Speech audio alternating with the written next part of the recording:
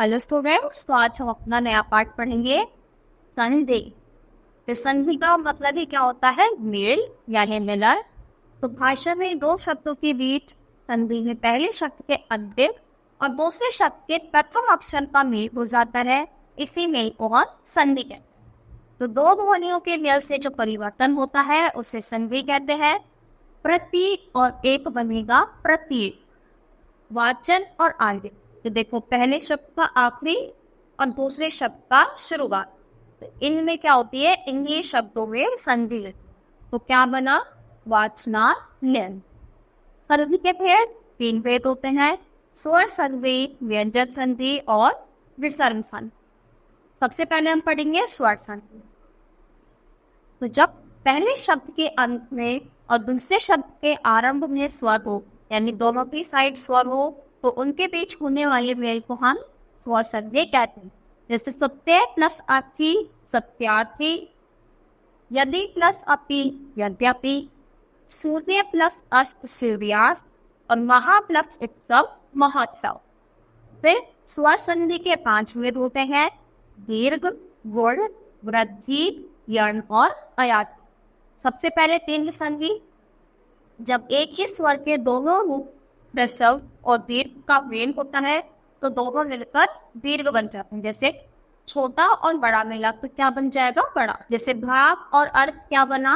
भावार्थ। शिक्षा और आल्य बना शिक्षाल्य।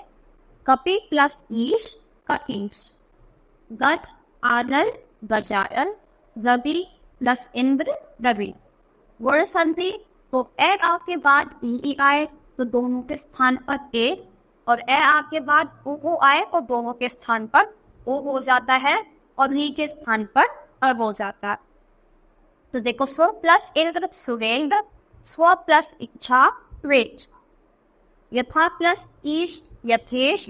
और महा प्लस ऋषि, महर्षि। और महा प्लस ईश, महेश। फिर वृद्धि संधि।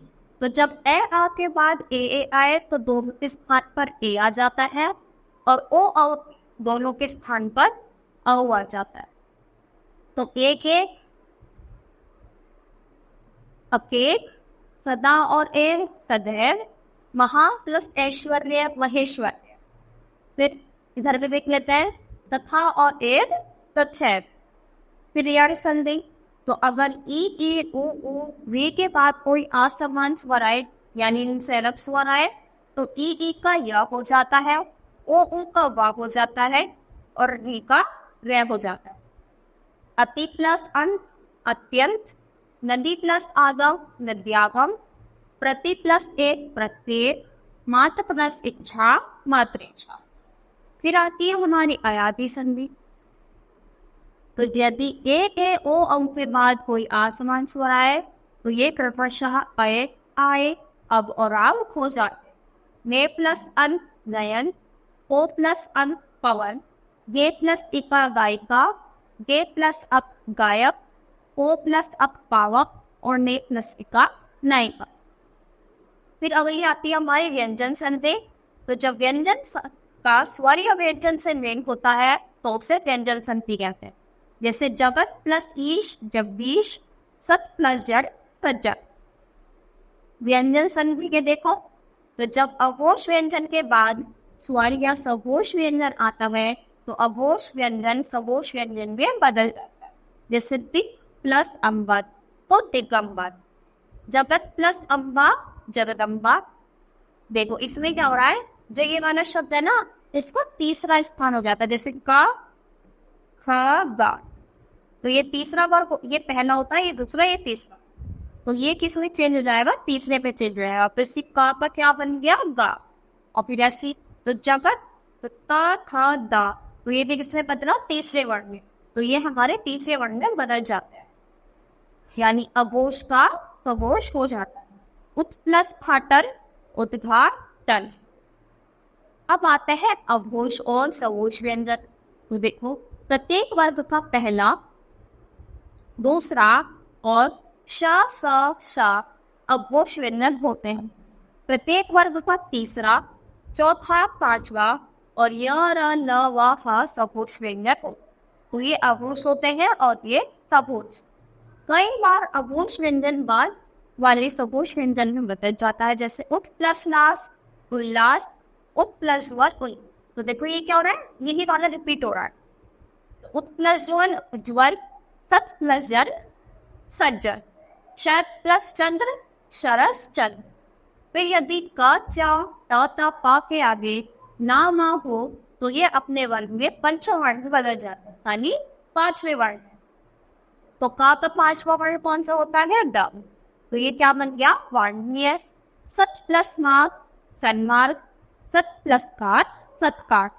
फिर आखिरी बचती है हमारी विसर्ग संधि। तो विसर्ग के बाद स्वर या व्यंजन आने पर जब मेल होता है, इसी को हम क्या बोलते हैं, विसर्ग संधि। विसर्ग संधि के भी कुछ नियम होते हैं, चलो पढ़ते हैं। तो यदि विसर्ग के बाद सघोष व्यंजन आए तो विसर्ग का ओ हो जाता है, जैसे यशः प्लस ज्ञान यशोज्ञा, मनः प्लस वर मनोबल, मनः प्लस हर मनोहर।